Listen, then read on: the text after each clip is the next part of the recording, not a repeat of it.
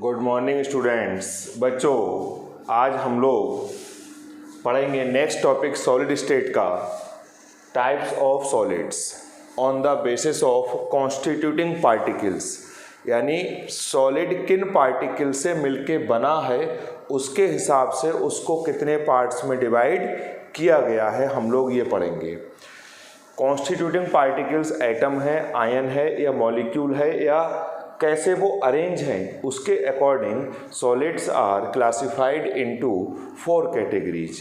First है ionic solids, next है molecular solids और नेक्स्ट है कोवेलेंट सॉलिड्स और नेक्स्ट है मेटेलिक सॉलिड्स।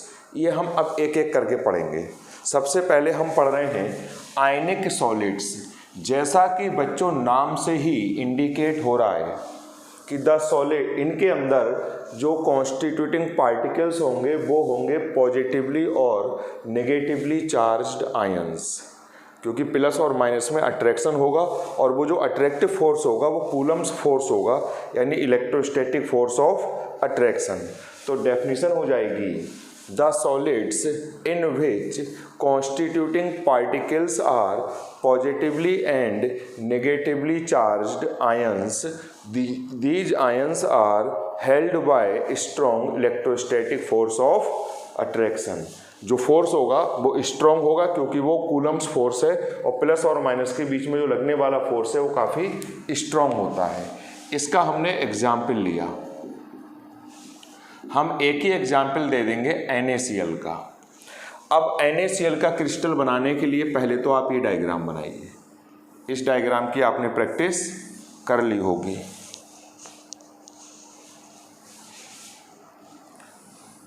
मैं फिर से बता रहा हूँ, पहले आप एक क्यूब बनाओगे, फिर इनके मिड पॉइंट्स आपस में मिला दोगे। ये मिड पॉइंट्स हम मिला रहे हैं। बहुत आसान है, पूरा चैप्टर ही ये वाला आसान है और इंटरेस्टिंग भी है।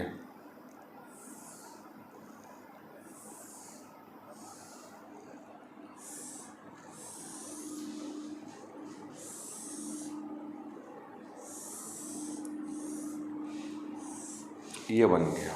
मान लो हमने क्लोराइड का सिंबल ये ले लिया और सोडियम का सिंबल ये ले लिया।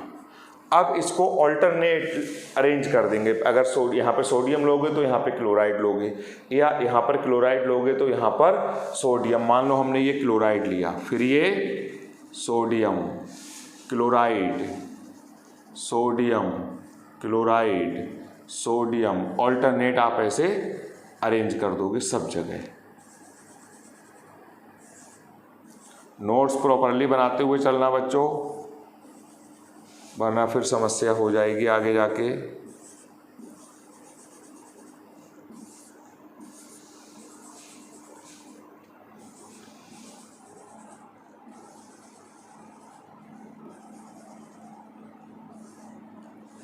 ये हो गया। अब देखो बच्चों, एक टर्म आती है यहाँ पर कोऑर्डिनेशन नंबर। किसी पॉजिटिव आयन को कितने नेगेटिव आयन सराउंड करे हुए हैं यानी टच कर रहे हैं, या वो होगा उसका कोऑर्डिनेशन नंबर। या किसी पॉजिटिव आयन को कितने नेगेटिव आयन टच कर रहे हैं यानी अपोजिटली चार्ज्ड कितने आयन टच कर रहे हैं, वो उसका कोऑर्डिनेशन नंबर होता है। इस NaCl के स्ट्रक्चर में हम कोऑर्डिनेशन नंबर फाइंड करना चाह रहे हैं। सपोज कर लो हमने ये सोडियम कंसीडर करा, इसके चारों तरफ देखो, 1 क्लोराइड, 2, 3 ये टच कर रहे होंगे प्रैक्टिकली, 4, 5, 6, यानी इस सोडियम का कोऑर्डिनेशन नंबर हो गया 6। अब क्लोराइड का देखो, सपोज कर लो हमने ये क्लोराइड ले लिया, इसको कितने सोडियम टच कर रहे हैं, 1, 2, 3, 4, 5 और इसके जस्ट आगे जो होगा वो सोडियम ही होगा क्योंकि क्लोराइड है। क्लोराइड के बाद कौन होगा, सोडियम, यानी 6।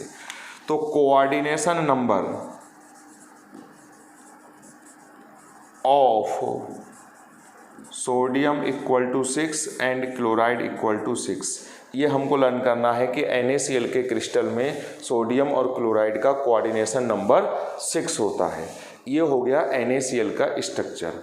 अब आती हैं प्रॉपर्टीज ऑफ आयनिक सॉलिड। तो पहली प्रॉपर्टी तो ये है कि दे have very high melting point, इनका मेल्टिंग पॉइंट बहुत हाई होता है। क्यों? क्योंकि इनके बीच में लगने वाला फोर्स स्ट्रॉन्ग इलेक्ट्रोस्टैटिक फोर्स है। तो डेफिनेशन वो पॉइंट हो जाएगा they have very high melting point because the binding forces are strong electrostatic force of attraction.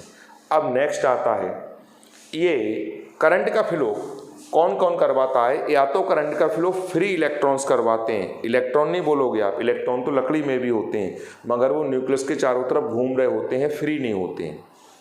या आयंस, वो आयंस जो मूव करने के लिए फ्री हैं। सॉलिड स्टेट में ये करंट का फ्लो नहीं करवाएंगे ionic solids because ions are not free to move. Ion तो हैं मगर वो मूव करने के लिए फ्री नहीं है। अगर आप इसको पानी में घोल दोगे, अब ये आयोनाइज हो गया, अब आयंस मूव करने के लिए फ्री हो गए, तो एक्वस सॉल्यूशन में कंडक्ट करेंगे इलेक्ट्रिसिटी को। दूसरी बात, अगर आप इसको पिघला दो मोल्टेन फॉर्म में, सोडियम आयन होंगे लिक्विड फॉर्म में और क्लोराइड होंगे। अब ये आयंस मूव करने के लिए फ्री हैं और एक्वस सॉल्यूशन में पानी के अंदर होंगे, तो उसको ऐसे करते हैं।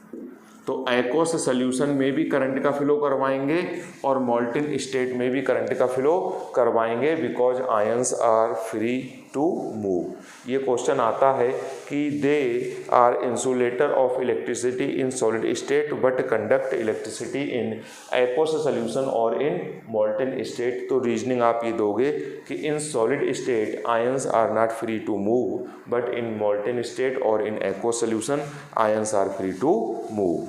ये हो गया हमारा आयनिक सॉलिड्स के बारे में। नेक्स्ट हम बच्चों पढ़ते हैं मॉलिक्यूलर सॉलिड।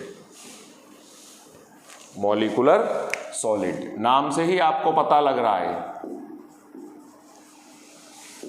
कि इनमें कॉन्स्टिट्यूटिंग पार्टिकल्स मॉलिक्यूल्स होंगे। किससे मिलके बने होंगे? ये मॉलिक्यूल से। तो the solids in which constituting particles are molecules these are held by either hydrogen bond और वैन डर वाल्स फोर्स। या तो ये हाइड्रोजन बॉन्ड से आपस में जुड़े होंगे या van der Waals force. Van der Waals force weak होता है, हाइड्रोजन बॉन्ड भी वीक होता है मगर वैन डर वाल्स फोर्स से थोड़ा सा स्ट्रॉन्ग होता है। इसका एग्जाम्पल हमने लिया पहला ड्राई आइस, इसी को हम बोलते हैं सॉलिड CO2। आइस जैसा दिखाई देता है मगर जब आप इसको टच करोगे अपने हाथ से तो आपका हाथ भीगेगा नहीं और जब इसको गर्म करोगे तो सडनली कन्वर्ट होगा गैसियस स्टेट में, यानी इसमें सब्लिमेशन होता है। सॉलिड CO2 को हम ड्राई आइस बोलते हैं। अब मान लो हमने CO2 का जो लेटेस्ट पॉइंट है वो ये माना, ये सिंबल मान लिया, मतलब CO2 मॉलिक्यूल को हम रिप्रेजेंट करेंगे इस सिंबल से। अच्छा, CO2 और CO2 के बीच में जो लगने वाला फोर्स होगा वो वैन डर वाल्स फोर्स होगा। ये कौन सा फोर्स है? Van der Waals. अब यहाँ पर एक CO2 ये रख दो, एक CO2 ये, एक CO2 ये हो जाएगा। ये सारे हमने CO2 रख दिए हर पॉइंट पे क्योंकि हमने CO2 का ये सिंबल माना है।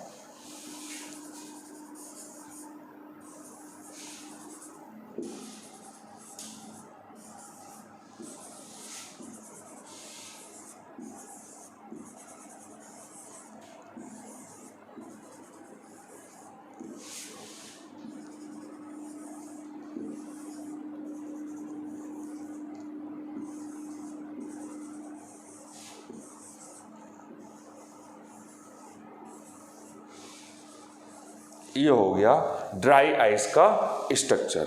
इसके मेल्टिंग पॉइंट कम होंगे, कम इसलिए होंगे क्योंकि जो दो मॉलिक्यूल्स के बीच में लगने वाला फोर्स है वो वीक फोर्स है। कौन सा है? Van der Waals force. तो ये क्वेश्चन आता है कि इनके मेल्टिंग पॉइंट लो क्यों होते हैं? कहोगे the binding forces are weak van der Waals forces. ये करंट का फ्लो नहीं करवाएगा ना तो सॉलिड स्टेट में और ना लिक्विड स्टेट में, क्योंकि अगर आप इसको पिघला भी दोगे, मान लो आपने प्रेशर लगा दिया क्रिटिकल प्रेशर के बराबर और क्रिटिकल टेम्परेचर तक इसको ठंडा करा, तो लिक्विड स्टेट में हर गैस दुनिया में लिक्विड में कन्वर्ट हो सकती है, मगर लिक्विड स्टेट में CO2 मॉलिक्यूल मूव करेगा तो जब CO2 मॉलिक्यूल मूव करेगा तो करंट का फ्लो होगा ही नहीं, क्योंकि CO2 मॉलिक्यूल न्यूट्रल है। तो they are insulator of electricity in solid as well as in liquid state because they do not contain any free ion as well as they are neutral है, इसलिए current का flow नहीं होगा। ये पहला example था बच्चों ड्राई आइस का। अब हम एग्जाम्पल ले रहे हैं आइस का।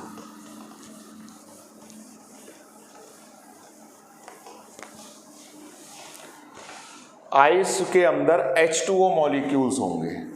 अब आइस का स्ट्रक्चर बना रहे हैं बच्चों, तो पहले आप ये ऐसे O अरेंज करना और आप ये मानना कि आपने एक ये बेंजीन रिंग बना दिया। क्या बना दिया? Benzene ring. ऐसे करके हर दो O के बीच में H लगाना।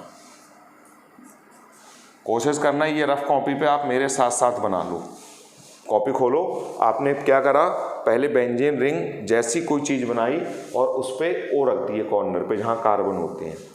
अब ये एक H2O मॉलिक्यूल हो गया। H2O का V शेप स्ट्रक्चर होता है, ये H2O हो गया। एक एक छोड़ के ये छोड़ दोगे, एक H2O ये, एक H2O ये और एक ये बन जाएगा हाइड्रोजन बॉन्ड।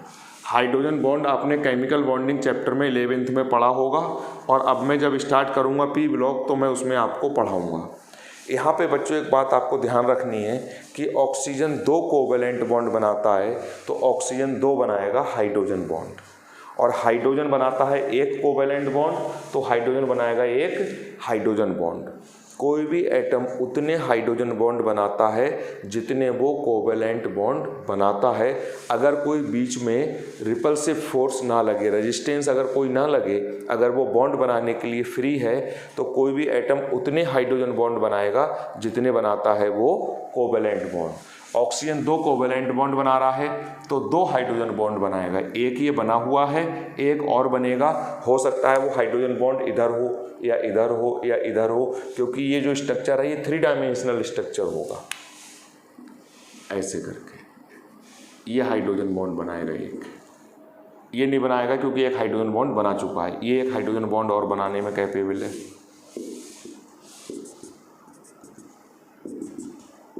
बीच में ये खाली जगह है बच्चों, इसमें वैक्यूम होगा, एयर भी नहीं होगी, तो इसको हम बोलते हैं केज लाइक स्ट्रक्चर। केज बोलते हैं गुफा या पिंजड़े को। होता क्या है, जब भी पानी आइस में कन्वर्ट होता है तो बीच बीच में ऐसी एम्प्टी स्पेस बचती हैं। जो बीच का एम्प्टी स्पेस है, ये फिर ये फिर ये फिर ये फिर ये, इस टाइप से जब एम्प्टी स्पेस बचेंगे तो उसका जब वो आइस में कन्वर्ट होगा तो उसका वॉल्यूम बढ़ जाएगा, और जब वॉल्यूम बढ़ जाएगा तो डेंसिटी कम हो जाएगी, क्योंकि मास तो उतना ही रहा। 1 किलोग्राम वाटर है तो उससे 1 किलोग्राम ही आइस बनेगा। वॉल्यूम बढ़ गया, इस वजह से डेंसिटी कम हो गई, और डेंसिटी कम होने की वजह से ही ice floats on water. Question आता है कि आइस पानी पे फ्लोट क्यों करता है, तो आप कहोगे during the formation of ice there are left some empty spaces due to which volume of ice increases and density decreases, hence it floats on water. ये हो गया। इसको भी जब हम मेल्ट करवा देंगे तो कौन मूव करेगा? H2O मॉलिक्यूल, और H2O मॉलिक्यूल है न्यूट्रल, किसी भी चार्ज का फ्लो नहीं करवाएगा, तो water is an insulator of electricity. अब बच्चों ये वाली बात सुनने में आपको बड़ा अजीब सा लग रहा होगा कि पानी में अगर हम भीगे हुए हैं तो हम पे करंट लग जाता है। वो इसलिए लग जाता है, हम जो बात कर रहे हैं वो डिस्टिल्ड वाटर की कर रहे हैं, प्योर। जब हम किसी वायर वगैरह को टच करते हैं तो हमारे पैरों पे धूल होती है, मिट्टी होती है, उसमें मिनरल्स होते हैं, सॉल्ट होते हैं, तो उनकी वजह से आयंस होते हैं, तो करंट का फ्लो इसलिए हो जाता है। लेकिन अगर प्योर वाटर है, बिल्कुल डिस्टिल्ड वाटर, मैं मिनरल वाटर की बात नहीं कर रहा हूँ बच्चों, मैं डिस्टिल्ड वाटर की बात कर रहा हूँ, तो डिस्टिल्ड वाटर में करंट का फ्लो नहीं होता है। एक टब में आप डिस्टिल्ड वाटर इकट्ठा करो, उसमें आप खड़े होकर आप बिजली के तार को अगर पकड़ेंगे तो आपको कोई करंट नहीं लगेगा। क्यों? क्योंकि ये इंसुलेटर है, H2O पे कोई चार्ज नहीं है, ये न्यूट्रल है। मूव तो करेगा मगर चार्ज का फ्लो नहीं करवाएगा, and flow of charge is known as current, यानी करंट का फ्लो नहीं करवाएगा। मगर ये एक्सपेरिमेंट आप करना मत, कहीं टब में आप खड़े हो जाओ और बिजली का तार पकड़ लिया, और हो सकता है उसमें थोड़े बहुत मिनरल हो, आपको करंट लग जाए और बस हो जाए सब कुछ, और लास्ट में जाते जाते आप मेरा भी नाम ले जाओ तो सब कुछ गड़बड़ हो जाएगा। तो एक्सपेरिमेंट करने की ज़रूरत नहीं है, लिखेंगे हम यही कि ये इंसुलेटर होता है। ये हो गए हमारे मॉलिक्यूलर सॉलिड्स। नेक्स्ट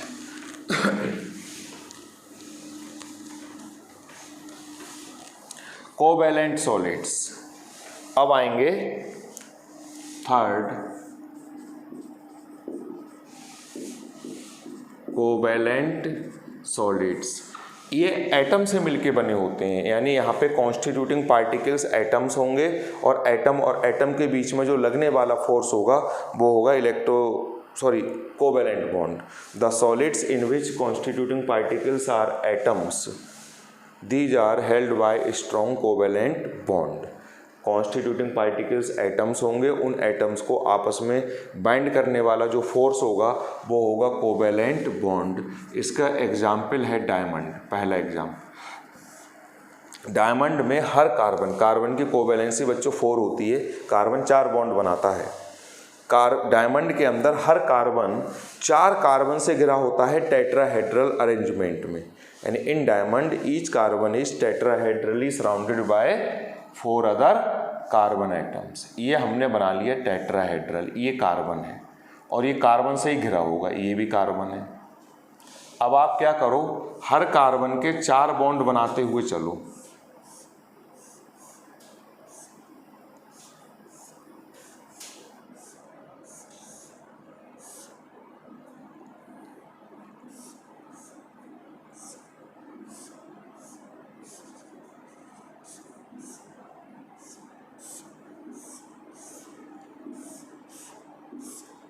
कैसा भी बना दो डायग्राम,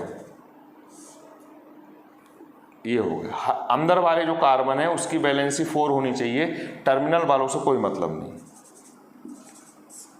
अंदर वाले की देखो हर कार्बन की वैलेंसी 4 हो गई बच्चों।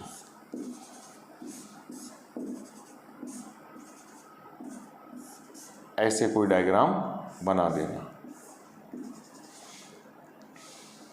अब देखो ये कार्बन है, जो कार्बन की बाहर वाली सेल में होते हैं 4 इलेक्ट्रॉन, चारों के चारों इलेक्ट्रॉन बॉन्ड बनाने में कंज्यूम हो गए, कोई भी फ्री इलेक्ट्रॉन नहीं बचा, इसलिए diamond is an insulator of electricity. ये क्वेश्चन आता है कि ये इंसुलेटर क्यों है, ये आपने 11th में 14th ग्रुप में भी पढ़ा होगा, पी ब्लॉक के। कहोगे in diamond each carbon is, in diamond all the 4 valence electrons of carbon are used in bond formation, no electron is free to move, hence it is an insulator of electricity।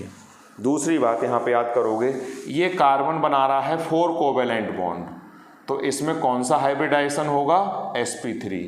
Bond angle होगा 109 degree 28 minute, और carbon के बीच की जो bond length है वो है 1.54 angstrom. तो एक तो आपको याद करना है कि ये इंसुलेटर क्यों होता है। आप कहोगे because all the 4 valence electrons of carbon are used in bond formation, no electron is free to move. दूसरी बात, कार्बन और कार्बन की आपको बॉन्ड लेंथ लर्न करनी है। तीसरी बात ये याद करना है कि डायमंड में कार्बन किस हाइब्रिड स्टेट में होता है। नेक्स्ट आपको याद करना है कि बॉन्ड एंगल कितना होता है।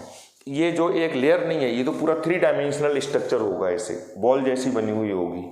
ये 3 डायमेंशनल स्ट्रक्चर है, इसको बोलते हैं हम नेटवर्क स्ट्रक्चर। नेटवर्क का मतलब जाल जैसा बना हुआ है, नेटवर्क स्ट्रक्चर ऑफ डायमंड, और बहुत हार्ड होता है। नेटवर्क होने की वजह से इनको यहाँ पे तोड़ना बहुत मुश्किल है, इसलिए इसका मेल्टिंग पॉइंट बहुत हाई होता है, और रिएक्टिव नहीं होगा ये, क्योंकि इसकी ऑक्टेट कंप्लीट हो चुकी है। कार्बन की बाहर वाली सेल में 4 इलेक्ट्रॉन थे, 4 इलेक्ट्रॉन की उसने शेयरिंग कर ली, तो उसकी ऑक्टेट कंप्लीट हो गई। ये हो गई बात हमारी डायमंड की। रिएक्टिव नहीं होगा, बहुत हार्ड होगा, नेटवर्क स्ट्रक्चर होगा, insulator of electricity. Next example आया बच्चों ग्रेफाइट। ग्रेफाइट में हर कार्बन 3 अदर कार्बन एटम से अरेंज होता, सराउंड होता है इन ट्राइगोनल पिलर अरेंजमेंट। ये कार्बन है बच्चों, एक इधर कार्बन से घिरा होगा, एक इधर और एक इधर, और ये एक ट्रायंगल बन जाएगा, और ये 120 का एंगल होगा। मैं बना के दिखा रहा हूँ आपको। आप प्रैक्टिकली ऐसे समझ लो कि बेंजीन रिंग जैसा बनाओगे इस टाइप से स्ट्रक्चर, इसी को आप आगे बढ़ाते हुए निकल जाओगे। थोड़ा सा बच्चों टाइम लगेगा डायग्राम बनाने में। आप ये देखा करो कि टीचर डायग्राम बनाते वक्त पहले क्या बनाना पसंद कर रहा है, वही आप बनाया करो। सीरियस तो बच्चों होना ही पड़ेगा पढ़ाई अगर करनी है तो। ये सेकेंड लेयर आ गई।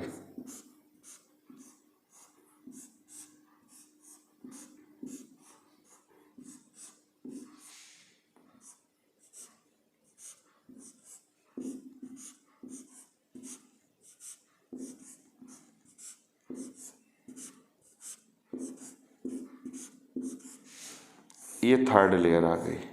3 लेयर बनाना है, एक पूरे पेज में डायग्राम बनेगा।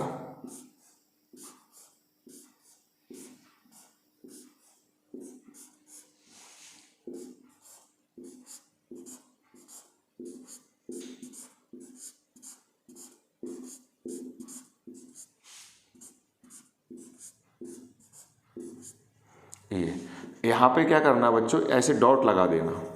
जब आप डॉट लगा दोगे तो डायग्राम थोड़ा सा अच्छा लगेगा। ऐसा मान लो आप मेकअप कर रहे हो इस डायग्राम का, अपना मेकअप करते हो नहीं आते हो कोचिंग आने से पहले, तो भाई डायग्राम का भी तो मेकअप करोगे।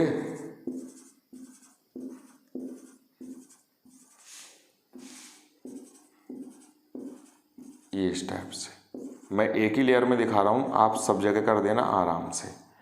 यहाँ पर देखो बच्चों, मैं यहाँ पर भी ऐसे डॉट करके दिखानी है। ये लेयर ऐसे नहीं होंगी, ये लेयर एक दूसरे के पैरेलल होंगी, ऐसे फिर ऐसे। और लेयर के बीच का डिस्टेंस बहुत ज़्यादा है बच्चों, 3.4 एंगस्ट्रॉम। ये लेयर और लेयर के बीच का डिस्टेंस, और इनके बीच में जो लगने वाला फोर्स है वो है वैन डर वाल्स फोर्स। और वैन डर वाल्स फोर्स बहुत वीक फोर्स होता है, तो एक लेयर से और दूसरी लेयर के बीच में जो लगने वाला फोर्स है वो वीक है, तो हल्का सा फोर्स लगाने पर ये लेयर आगे स्लिप हो जाएगी। यानी ग्रेफाइट की लेयर से लेयर को स्लिप करवाना, यानी लेयर से लेयर को अलग करना बहुत आसान है। क्यों? क्योंकि लगने वाले फोर्स बहुत वीक फोर्स हैं। कौन से हैं? Van der Waals. इसलिए ग्रेफाइट यूज होता है लुब्रिकेंट्स की तरह। जहाँ पर लिक्विड लुब्रिकेंट्स यूज नहीं हो सकते वहाँ पर ग्रेफाइट यूज होता है। यहाँ पर आपको याद करना है, इसका लेयर्ड स्ट्रक्चर होता है। इसका कैसा था? नेटवर्क, और इसका लेयर्ड, लेयर के ऊपर लेयर चिपकी हुई हैं, और लेयर से लेयर को हटाना बहुत आसान है। क्यों आसान है? क्योंकि उनके बीच में लगने वाला फोर्स वीक फोर्स है। दूसरी बात, कार्बन 3 बॉन्ड बना रहा है, 1 2 3, 120 का एंगल होगा और 3 बॉन्ड बना रहा है, इसलिए हाइब्रिडाइजेशन होगा sp2। अब कार्बन की बाहर वाली सेल में 4 इलेक्ट्रॉन्स थे, 3 इलेक्ट्रॉन ने तो बॉन्ड बना लिए। हर कार्बन के पास 1 इलेक्ट्रॉन फ्री है, हर कार्बन के पास 1 इलेक्ट्रॉन फ्री है, जो कि मूव करेगा जैसे ही आप करंट का फ्लो करवाओगे, यानी इलेक्ट्रिक फील्ड के अंदर ले जाके इसको रखोगे। ठीक है, तो ये करंट का फ्लो करवाएगा, बहुत ज़्यादा तो नहीं करवाएगा मेटल्स की तरह, लेकिन करंट का फ्लो करवाएगा। तो ये इंसुलेटर होता है और ये कंडक्टर होता है। पहला डिफरेंस, यहाँ पर हाइब्रिडाइजेशन sp3 होता है, इसके कार्बन में हाइब्रिडाइजेशन sp2 होता है। इसका अरेंजमेंट ट्राइगोनल प्लेनर होता है, इसका टेट्राहेड्रल होता है। ये रिएक्टिव नहीं होता है क्योंकि इसकी ऑक्टेट कंप्लीट हो चुकी है, और ये रिएक्टिव होता है क्योंकि इसकी ऑक्टेट कंप्लीट नहीं हुई है, तो ये बॉन्ड बनाने की कोशिश करेगा। यहाँ पर जो बॉन्ड लेंथ है बच्चों वो डायमंड से कम होती है, 1.42 एंगस्ट्रॉम होती है। यानी यहाँ पर कार्बन एटम पास पास हैं। अब आप ये सोच रहे होंगे कि यहाँ पे कार्बन दूर दूर हैं और यहाँ पे कार्बन एटम पास पास हैं, तो इसकी डेंसिटी ज़्यादा होनी चाहिए, ऐसा लगता है। बच्चे यहाँ पे कंफ्यूज होते हैं। सही बात है कि इसके कंपैरिजन में यहाँ पे कार्बन एटम पास पास हैं, लेकिन ये लेयर और लेयर के बीच का गैप बहुत ज़्यादा है, इस वजह से इसकी ओवरऑल डेंसिटी डायमंड से कम होती है। ये मान लो हमने बेंचों पे बच्चे बिठाए, हमने यहाँ तो बच्चे पास पास बिठा दिए मगर सेकेंड रो बहुत दूर बनाई, जिस वजह से ओवरऑल क्लास की डेंसिटी कम हो गई। तो ये डिफरेंस होंगे दोनों में। डिफरेंस फिर आप याद कर लो, ये इंसुलेटर होगा और ये कंडक्टर होगा। क्यों ये कंडक्ट करेगा, क्यों ये कंडक्ट नहीं करेगा, आपकी समझ में आ गया। ये रिएक्टिव नहीं होता है, इनर्ट होगा बिल्कुल, और ये रिएक्टिव होगा क्योंकि अभी इसकी ऑक्टेट कंप्लीट नहीं हुई है। इसकी डेंसिटी ज़्यादा होगी, इसकी डेंसिटी कम होगी। इसका लेयर्ड स्ट्रक्चर इसका नेटवर्क स्ट्रक्चर होगा और इसका लेयर्ड स्ट्रक्चर होगा। डायमंड के कार्बन sp3 हाइब्रिडाइज्ड होते हैं सारे, और ग्रेफाइट के होते हैं sp2 हाइब्रिडाइज्ड। उसकी बॉन्ड लेंथ होती है 1.54 एंगस्ट्रॉम और इसकी होती है 1.42 एंगस्ट्रॉम। ये डिफरेंस हो गए। अब लास्ट बचा बच्चों हमारा सॉलिड, मेटेलिक सॉलिड। मेटल्स क्या होती हैं, आप ये 9th और 10th और बचपन से ही पढ़ते हुए आ रहे होंगे। मेटल्स वो होती हैं जो अपने वैलेंस इलेक्ट्रॉन को लूज कर देती हैं, 1, 2 या 3 इलेक्ट्रॉन। जिसकी बाहर वाली सेल में 7 होंगे वो तो लूज करेगा नहीं। तो the atoms which have a tendency to lose their valence electron, और ब्रैकेट में लिख दोगे 1, 2 या 3, आर कॉल्ड मेटल्स। वो सारे एलिमेंट जो अपने बाहर वाली सेल के इलेक्ट्रॉन को लूज करने की टेंडेंसी जिनकी होती है वो मेटल्स होते हैं। जब इलेक्ट्रॉन लूज हो जाएगा, जैसे सोडियम से 1 इलेक्ट्रॉन लूज हो गया, ये तो डिपेंड करेगा ना कि बाहर वाली सेल में कितने हैं। इससे 1 इलेक्ट्रॉन लूज हुआ, मैग्नीशियम से 2 लूज होंगे, कोई बात नहीं। एल्यूमिनियम से 3 लूज होंगे क्योंकि बाहर वाली सेल में 3 होते हैं। इनको हम बोलते हैं फ्री इलेक्ट्रॉन्स।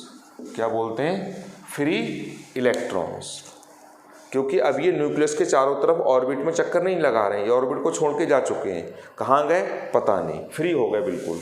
और ये जो पॉजिटिवली चार्ज्ड आयन बचता है, या ये वाला आयन सोडियम में ये, this positively charged ion is known as kernel, KERNAL। Metals के केस में कैटायन को कर्नल वर्ड हम यूज करते हैं, कर्नल नाम देते हैं। तो आफ्टर रिमूविंग 1, 2 या 3 electron, the remaining positively charged ion is called kernel. अब मेटल्स के अंदर क्या होते हैं, मान लो एल्यूमिनियम का एक वायर है, तो उस एल्यूमिनियम के वायर में ढेर सारे ये कर्नल होंगे और ये ढेर सारे फ्री इलेक्ट्रॉन्स होंगे। फ्री इलेक्ट्रॉन कर्नल से 3 टाइम्स ज़्यादा होंगे। कर्नल अगर 100 है तो फ्री इलेक्ट्रॉन्स होंगे 300। यहाँ पे कर्नल 100 हैं तो फ्री इलेक्ट्रॉन्स होंगे 200। यहाँ पे कर्नल 100 हैं तो फ्री इलेक्ट्रॉन भी 100 होंगे। ऐसा एज्यूम करते हैं कि मेटल्स को के सॉलिड में ढेर सारे कर्नल होते हैं और ये कर्नल घिरे होते हैं ढेर सारे फ्री इलेक्ट्रॉन से। फ्री इलेक्ट्रॉन को मैं ऐसे दिखा रहा हूँ, ये फ्री इलेक्ट्रॉन से,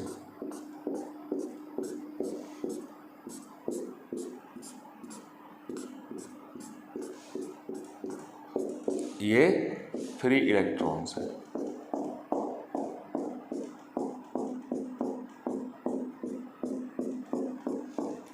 इसको बोलते हैं इलेक्ट्रॉन सी मॉडल। ऐसा मानते हैं कि इलेक्ट्रॉनों का एक समुद्र है, सी है, और उसमें कौन फ्लोट कर रहे हैं? कर्नल। ये है सी ऑफ इलेक्ट्रॉन। इसको हम बोलते हैं electron sea model of metals. ये जो फ्री इलेक्ट्रॉन्स हैं यही करंट का फ्लो करवाएंगे। तो क्वेश्चन आएगा कि मेटल्स गुड कंडक्टर क्यों होते हैं इलेक्ट्रिसिटी के, तो कहोगे due to presence of many free electrons, they are good conductor of heat and electricity. ये कर्नल है।